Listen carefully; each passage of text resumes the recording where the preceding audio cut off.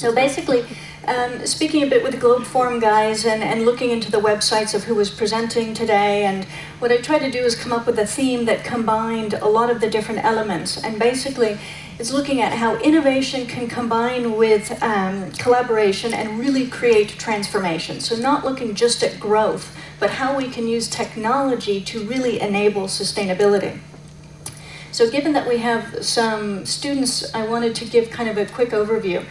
If we look at a matrix and see how sustainability can actually drive innovation, if we look at, on one axis, multidimensional economic benefit, so let's just talk pure euro, dollar, SEK, anything there, as well as how it combines with a positive impact, both environmental and societal, we start really with sustainability 1.0. And this is where we looked at a lot of things like compliance and responsibility. We then moved to things like risk management and process streamlining. And this is where a lot of companies and institutions started embedding how sustainability can really drive difference in the organization. But most of this was predominantly economically driven. So we start from compliance, we move into some optimization, but really where we need to get to is where sustainability creates innovation and advantage.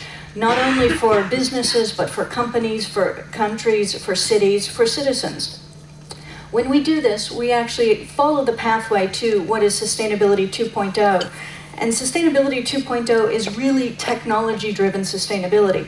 If we look at what happened at sustainability in the very beginning, there was very little technology. It started out as mostly corporate social responsibility, a lot of grassroots organizations. Today, we're here with the Twitters, with the videos, with most of what's being presented are all technology-enabling devices and ideas. So the idea is to look at how we can move to innovation and advantage and use that as the drivers. We look then at sustainability as how it can enable collaboration. Well, a couple of people already today have started to talk about the initial 3 Ps. We look about the people, who these ideas benefit and who's actually promoting these ideas. We look at the profit, so what is really the benefit, and most of this being the business benefit or the cost savings that are associated. And then we look at the 3rd P, the planet. This in particular is made blue because the planet is not just green. We actually live on a blue planet. And for that reason, when we look at what the planet means and people that have environmental initiatives, it's important to consider both halves of that. Well, when we look at these 3 Ps and we say, okay, this is great, but initially everybody talked about, okay, we have to balance these 3 Ps. Well, if you look at a balanced environment, and you take a scale, for example, it's static. There's no movement. So if we try to balance, there's always going to be a fight because you try to create something that in nature doesn't exist. Balance will never happen. So what we do is we look at how we can add 3 more Ps that are dynamic Ps, how we can start to look at the purpose. So what is the strategy behind what we really want to do to create difference in the world? Then how can we implement that and turn that into tactics that actually create the difference, that our strategy proves that its point has meaning? And then prosperity. How do we create something that goes beyond profit? Maybe the intangibles, the brand values, the citizen well-being, the true difference in the world. So by combining all of these 6 Ps, we get a much more harmonic environment. So if we think again, you can either have a balanced scale that's always going to be fighting to be in just a very boring and stable environment, or we can think of something like a jazz band, harmony. Every piece is different. You need all 6 Ps in order to make a difference, but they all play different sounds and have different parts depending on what music is being played at that time. So basically, when we do this, we're able to create sustainable responsibility. What this does, it allows us to look at really what the opportunities or the challenges are that are being presented by sustainability. So we can then use these Ps to actually respond and to be enabled to do that response. And technology is the tool to do that. So then how can sustainability really create a transformation? Well, as I mentioned, we start out with Sustainability 1.0 in the 90s and the noughts. And it was predominantly negative. It was about, limits and reductions and recycling and stopping doing things and very negative, climate change. We may all die by 2020. And a lot of it, was about values. We have to stop because it's the right thing to do. Well, Now if we look at that, it really was about climate change, and here was the focus on the environmental climate. Well, if we look at what's happening from last year onwards, it's a much more positive picture. We start out with looking at value, so it's no longer just starting from our values based of good common ethics and morals and making a better society and better business, but is creating value out of that, tangible and intangible. It's looking at things like being proactive. So don't just react to legislation and the compliance that it's told, but be proactive, come and think. And that's what all the presenters and the innovators you see here today are doing. It's looking at things like, really, how can we capture opportunity? How can we create it? Don't just respond to what's there, but really create the situation that's going to be tomorrow. And lastly, do that through multi-stakeholder communities, innovation and differentiation. If we think about the difference between these two, Al Gore's movie Inconvenient Truth pretty much summed up quite well Sustainability 1.0. You have to, you must, it's a little bit dismal, but you know what, there's a little bit of hope. If we think about Sustainability 2.0, it's really now the service economy. How do we now start using technology to create all these services that can go way beyond the communities or the reach perspective that people have today? Basically, what that does is create climate prosperity, and here climate means the city climate, the political climate, the business climate, and the environmental climate. And we look towards prosperity. Let's create something good together. Let's not just focus on the negative change that's happening, but let's make that change be positive in the future. That's Sustainability 2.0. So how can governments, since today we're here being hosted in Helsingborg, how can we actually help governments take a role as an activist and a catalyst in this? Well, I came up with a couple ideas here, and sorry I couldn't find the Swedish word, I found a Finnish one. But basically the first step is to inspire this talkroot, or a barn-raising spirit. It's finding a way to come together and find a way to resolve a common challenge, or even identify the common challenge. So for example, we heard today from H+, the common challenge, how can in 25 years everybody work together to make Helsingborg this phenomenal city of the future? The second is looking at enabling the feasibility of this by achieving some synergistic and strategic goals. So basically, don't just come up with the idea, but have a concrete and an applicable plan to do so. Then create the common interactive platform to solicit and promote innovation. A fabulous method to do that is the Globe Forum. The platform that's online there is exactly where ideas can be posted, people can have ideas and dialogue on those ideas, investment can be sought.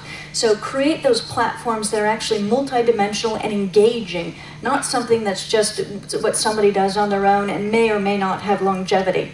And lastly, continuously facilitate a circular continuity to the collaboration process. So where typically in the past we've looked at most dialogues and marketing communications being these one-way asymmetrical pushes, today social media gives us this opportunity to have an ongoing dialogue that's circular, that always you can get feedback from what you're doing. How does it work and how does it create opportunity? So here's just a couple examples of Tieto and what we've done in some different areas. The first one, just a quick way of looking at resolving common challenges.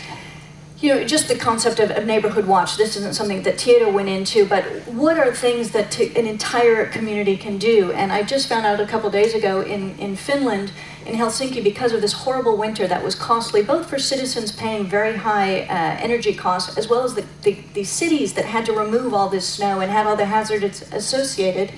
Basically, they're now coming up for the future, this collaborative snow removal activity. So don't know what it's going to shape up to be, but that's exactly the way to say, okay, instead of complaining that it's a bad winter, let's find a way to resolve it together. Looking at synergistic strategic goals, the city of Mikkeli in Finland has created this central living room where they took a central piazza square and they created into initially a child care center. But that way, when parents go downtown to do their shopping or socializing or whatever, they can have their children stay in this area that becomes an extended home. Then they have tons of ideas of how you expand that into incorporating activities and opportunities for the elderly population as well. Another example is Stockholm, the intelligent community, and how it's positioning itself to create a lot of different ways that their strategies can be implemented together, both from a government perspective as well as a business perspective. Creating innovative platforms. One of the things Tieto is doing is through RFID tracking. If there's a city event, for example, everybody participating can wear an RFID bracelet, and then they can be tracked. Did they use public transportation to get to that event? When they went to throw away their trash, did they throw away their trash in the recycling bin or just the generic bin? How they can then use that same RFID bracelet to get online, say what they thought about the event, engage with the community, give ideas for the next event. And at the same time, businesses can also collaborate and engage through social media platforms and other technology, mobile-to-mobile devices, and give them opportunities, coupons, other consumer goods that they could use at that event or after the event. And lastly, one of Tieto's big interests these days is demand response and smart energy. How can we really get into the energy world and digital dialogues by looking more at the consumer pull than a marketing push? So demand before response, and looking at energy and some of the great ideas that we've heard here today, how we can start attracting that new innovation and those new ideas at the very beginning so that the companies can then respond once that demand is made. So here, basically, from my life is kind of an integrated example that works along these lines. Basically, already gone green. Well, as I mentioned, it's now time to go blue too. And we created this innovation concept because CO2 is not limited to the air. 50% of it is absorbed by the waters. Fish in the world today are suffering from imposex. They can't procreate because of the pharmaceuticals that are getting into seawater because of our waste treatment. Things like the Baltic Sea here being the most polluted sea in the world, there's a lot of opportunities for us to start looking at the blue environment as much as we look at the green. So basically, some of the facts. Okay, well, the innovation here is how do we do the collaborative opportunity and have some strategic synergistic goals? Well, we start from going green. Going green is extremely important, and we need to do that. But at the same time, we need to look at how we can move into a blue environment. So first looking, as I mentioned, the oceans absorb, now it's been documented, 53% of the CO2 out of the air directly. They create 50% of the oxygen we breathe, so every other breath we take is thanks to the water. 71% of our planet's surface. We live on the blue planet. If you look at it from outer space, in some of the photos we saw today, it is blue. And 95% of the life-sustaining volume of our planet is in water. So, you can go a lot more time without food than you can go without water. So the idea is to be collaborative. We can go green, but let's go blue as well. So just to show kind of how this evolved to create these innovation platforms, we started out with a global campaign, Go Blue 2, involving the green world as well, and anybody that had anything to do, from NGO to governments to businesses in the blue world. We then created Marine Positive, which is a business, and said, okay, how can we now apply to help companies and governments and organizations actually understand what it means and utilize this for the best? And then, through crowdsourcing, we actually created the logo for the Aqua Trail. And on the next slide, I'll explain what that is. But basically, this logo development we did through completely open source. The Go Blue 2 logo is available open source to anybody that has a blue initiative to their company or their organization can use it. There's no problem with that. You just have to fill out a quick little 3-line form.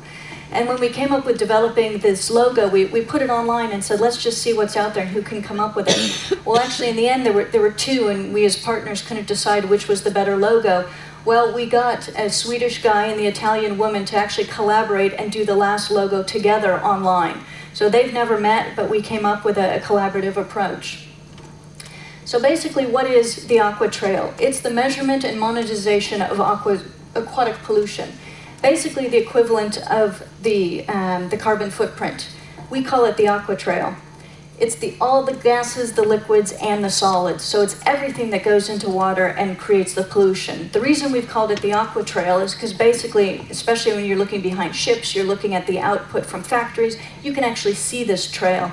But then even, what we expected to see, this is something negative that we need to offset today. And speaking about the H+ project, what's so neat is that there's this idea to bring the water into the H+ project. It's a positive aqua trail. They're bringing it in from a river and flowing it into the city, since they can't get all the city directly to benefit from the waterfront that's here on the sea. One of the initiatives that we started as well from continuing the expansion, the continuous process improvement on this, is blue ports, where we're now working with cities around the world that want to designate themselves as the first blue ports, where they start recognizing really what is the damage that they're causing to the blue environment around them, and how they can start collaborating together between the governments and the businesses that are there. So basically, when we look at things like this, we're looking at the shipping in the world today. Research just was finished a couple of months ago, and the press release said $18 billion a year, 13 billion euro is what the shipping industry alone creates an aqua trail of. That's actually moving both goods and services, but also people. So everybody every day that takes ferries or uses boats or other types of water transportation is impacting that blue environment. So basically, we talked about how do we start from a common challenge and get to a collaborative result.